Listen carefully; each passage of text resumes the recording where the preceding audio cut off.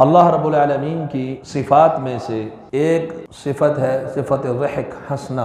इसको बग़ैर तशबीह के, बग़ैर तमसील के, बग़ैर कैफियत बयान करने के और बग़ैर किसी तावील और तातील के मानना चाहिए। आलु सुन्ना का यही मौक़िफ़ है। जो अल्लाह की सिफ़ात कुरान में बयान हुई हैं, जो अल्लाह की सिफ़ात रसूलुल्लाह सल्लल्लाहु अलैहि वसल्लम ने बयान फरमाई हैं, उन्हें मिन व अन उसी तरह मानना है। ना उनको मुअत्तल करना है, ना उनमें तावील करनी है और ना ही उसकी तशबीह बयान करनी है। मसलन अल्लाह ताला मुस्कुराते हैं, ऐसे नहीं कहना कि जैसे हम हंसते हैं ऐसे अल्लाह हंसते नहीं।